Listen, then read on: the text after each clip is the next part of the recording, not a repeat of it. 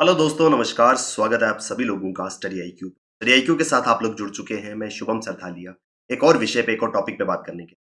तो आप चाहें तो इंस्टाग्राम, फेसबुक या टेलीग्राम के माध्यम से मेरे साथ कनेक्ट कर सकते हैं। कोई भी आपका डाउट है, कोई आपकी क्वेरी है, आप मुझसे।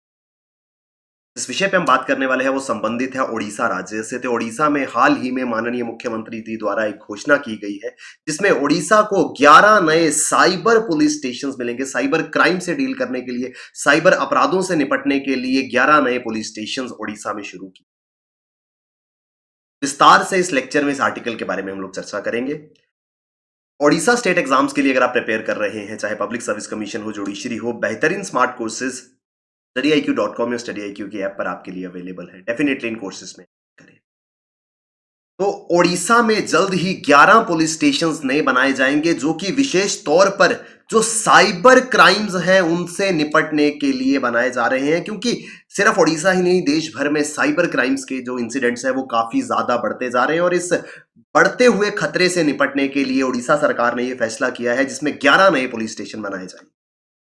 Tackling cyber crime and economic offences. अब साइबर क्राइम क्या है वो मैं विस्तार से आपको बताऊंगा। आप अभी ओवरऑल अंडरस्टैंडिंग आपको डेफिनेटली इसकी होगी। कंप्यूटर का इस्तेमाल करते हुए, इंटरनेट की मदद से किसी प्रकार का अपराध करना, कोई आर्थिक अपराध करना, इकोनॉमिक ऑफेंस करना, इनसे क्योंकि बहुत रेगुलरली हो रहे हैं। बड़ा सिंपल सा एग्जांपल है, कुछ ऐसी वेबसाइट्स जहां पर पुराना सामान खरीदा या बेचा जाता है, वहां पर काफी लोग इसके शिकार होते हैं। तो इस तरीके की कंप्यूटर टेक्नोलॉजी और इंटरनेट का इस्तेमाल करते हुए कुछ आर्थिक नुकसान किसी को पहुंचाना, ये जो है वो साइबर क्राइम आता है। और ऐसे क्राइम्स को, ऐसे अपराधों को रोकने के लिए विशेष ज्ञान की आवश्यकता है। ऐसा नहीं है कि रैंडमली कोई भी व्यक्ति जो है वो साइबर क्राइम से डील कर सकता है। स्पेशलाइज्ड नॉलेज और स्पेशलाइज्ड लोग इसके लिए चाहिए हैं, जिस वजह से एक्सक्लूसिवली ऐसे क्राइम से निपटने के लिए साइबर पुलिस स्टेशन बनाए जाएंगे, ताकि यह सुनिश्चित किया जा सके कि जल्द से जल्द जो पीड़ित हैं उनकी समस्याओं का निपटारा हो और उनको जस्टिस जो है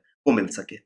तो साइबर क्राइम एक ऐसी टर्म है जो आज के समय में बहुत ज्यादा कॉमन हो गई है। कभी ना कभी आपने अपने आसपास, कभी न्यूज में या कहीं ना कहीं आपने जरूर सुना होगा कि किसी को साइबर क्राइम का शिकार होना पड़ा है, कोई ऐसा ऑफेंस उनके साथ हो गया है जो इंटरनेट की मदद से हुआ।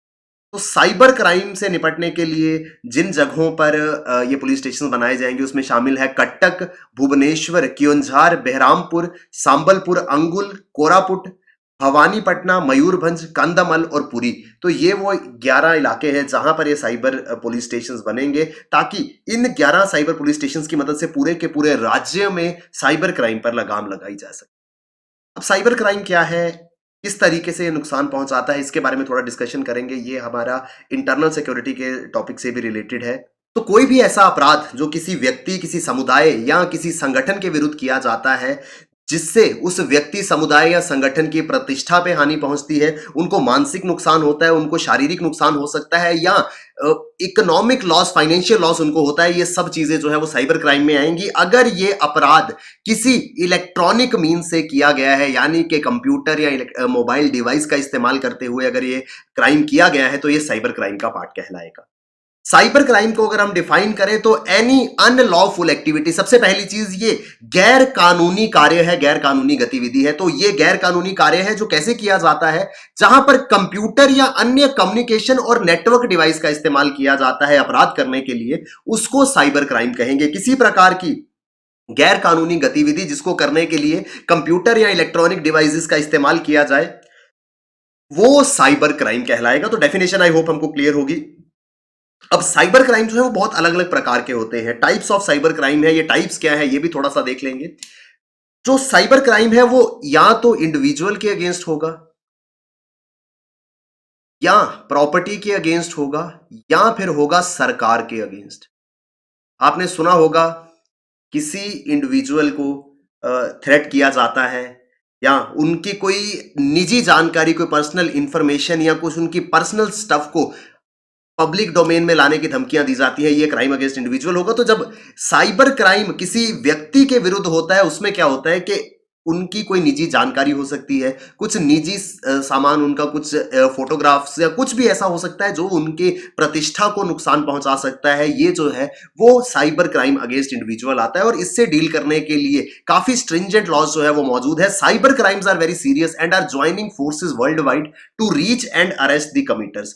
तो सिर्फ ऐसा नहीं है कि आप अगर ऐसा कोई क्राइम करते हैं तो आपको लगता है कि आप बच जाएंगे, क्योंकि दुनिया भर की एजेंसियां, सारे देश जो है वो इक्वली मिल करके इसके विरुद्ध काम कर रहे हैं। अगर आप दुनिया के किसी भी कोने में बैठे हैं और आपको लगता है कि आप किसी दूसरे देश के व्यक्ति को इस तरीके से साइबर क्राइम के जरिए परेशान कर पाएंगे और आपको कुछ नहीं होगा, तो ये गलत फहमी है, क्योंकि दुनिया भर की जो शक्तियां हैं, जो फोर्सेज है इस डोमेन में, वो सब मिल करके कार्य कर रही हैं। और कहीं से भी अगर ये क्राइम कमिट होता है तो बहुत जल्दी उस व्यक्ति तक, उस अपराधी तक पहुंचा जाता है और उसको अरेस्ट किया जाता है। फिर आती है अगेंस्ट प्रॉपर्टी, किसी संपत्ति के विरुद्ध। प्रॉपर्टी के अगेंस्ट सबसे ज्यादा फ्रॉड्स होते हैं जिनको हम बैंक फ्रॉड्स कहते हैं, क्योंकि आज डिजिटल मनी का समय आ चुका है। आज मैक्सिमम लोग जो है वो मिनिमम यूज करते हैं कैश का, ज्यादा से ज्यादा ट्रांजैक्शंस जो है वो ऑनलाइन होती हैं, अलग अलग वॉलेट्स के माध्यम से, नेट बैंकिंग के माध्यम से, क्रेडिट डेबिट कार्ड के माध्यम से, क्योंकि ये सारी की सारी चीजें जो है वो कंप्यूटर नेटवर्क से रिलेटेड है।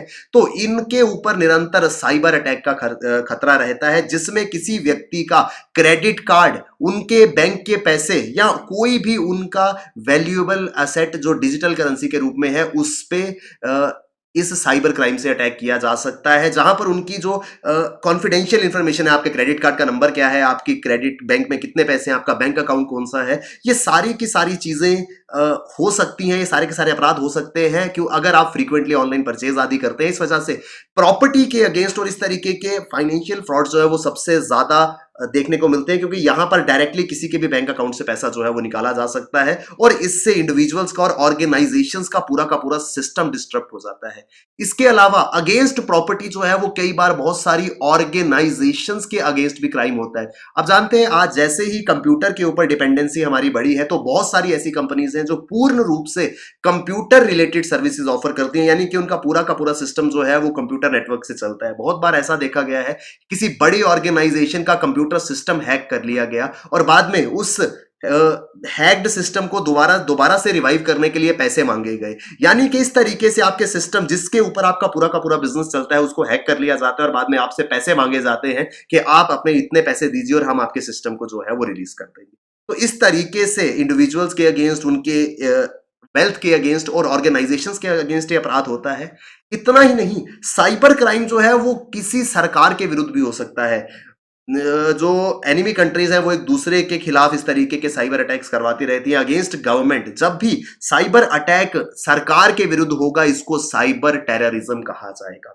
ऐसा आतंकवाद जो साइबर गतिविधि से हो रहा है, जो कंप्यूटर आदि से हो रहा है। इफ क्रिमिनल्स आर सक्सेसफुल, जो ये अपराध कंडक्ट करते हैं, अगर वो सफल हो जाते हैं तो वो किसी भी सरकारी वेबसाइट को, किसी सरकारी पोर्टल को या किसी देश के जो अध्यक्ष हैं उनके सोशल मीडिया हैंडल्स आदि को हैक कर सकते हैं और इससे वो गलत इंफॉर्मेशन, कुछ प्रोपेगेंडा या फिर सरकार की कुछ गोपनीय जानकारियां, कॉन्फिडेंशियल इंफॉर्मेशन जो है वो रिट्रीव कर सकते हैं। इस तरीके की गतिविधियां साइबर टेररिज्म कहलाती हैं। तो इंडिविजुअल, ऑर्गेनाइजेशन और सरकार तीनों के ऊपर ही निरंतर इस तरीके के अटैक्स का खतरा जो है वो बना रहता है। अब क्योंकि खतरा इतना बड़ा है तो इस खतरे से डील करने के लिए हमको कुछ ठोस कदम उठाने होंगे।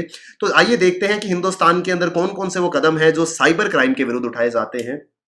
सबसे इंपॉर्टेंट, हाल ही में सरकार ने एक online cyber crime reporting portal launch किया है, जिसमें कोई भी व्यक्ति child pornography, child sexual abuse material या कोई भी ऐसी एक्टिविटी जहां पर किसी के साथ में उनकी कंसेंट के खिलाफ इस तरीके की कोई भी घटना हुई हो, क्योंकि लोग पर्सनली जाकर के, व्यक्तिगत रूप में जाकर के बताने में थोड़ा सा परहेज करेंगे, वो अवॉइड करेंगे कि खुद जाकर के मैं नहीं बता पाऊंगा। इस वजह से ऑनलाइन पोर्टल जो है वो बनाया गया है। इस पोर्टल पे जाकर के आप अपनी कंप्लेंट दायर कर सकते हैं और ऐसी कोई भी गतिविधि जो इस पोर्टल के अगेंस्ट होगी या कुछ ऐसा जो एक एथिकली रॉन्ग होगा, उस पर जल्द से जल्द कार्रवाई की जाएगी इस पोर्टल के माध्यम से। इसके अलावा कंप्यूटर इमरजेंसी रिस्पांस टीम बनाएगी, CERT इंडिया या India computer emergency response team बनाई गई। इसका काम क्या है, जब भी कोई कंप्यूटर सिक्योरिटी से संबंधित इंसिडेंट होता है, मान लीजिए ये एक तरीके से रैपिड एक्शन फोर्स की तरह काम करती है, जिसका